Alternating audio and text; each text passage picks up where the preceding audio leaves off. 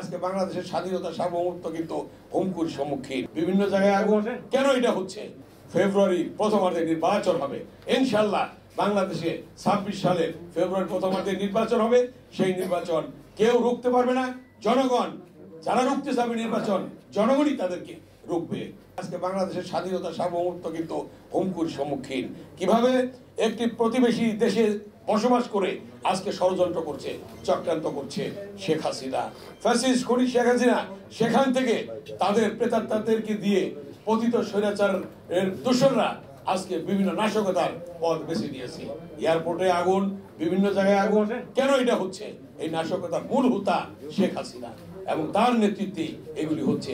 অতএব সরকারকে আহ্বান জানাবো, অবিলম্বে যারা এর সাথে জড়িত তাদের বিচার করা এবং তাদেরকে বিচার সম্মুখীন করা, তাদেরকে বিচারের আওতায় আনা এবং এই ধরনের ঘটনা যাতে না ঘটে সেদিকে সরকারকে লক্ষ্য রাখার জন্য আমরা আহ্বান জানাবো।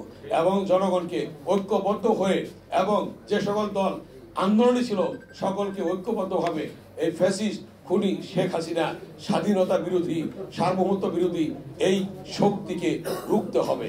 বাংলাদেশে নির্বাচনের কথা বলেছেন মাননীয় প্রধান উপদেষ্টা, বলেছেন আগামী ফেব্রুয়ারি প্রথমার্ধে নির্বাচন হবে ইনশাআল্লাহ। বাংলাদেশে 26 সালে ফেব্রুয়ারি প্রথমার্ধে নির্বাচন হবে। সেই নির্বাচন কেউ রুখতে পারবে না।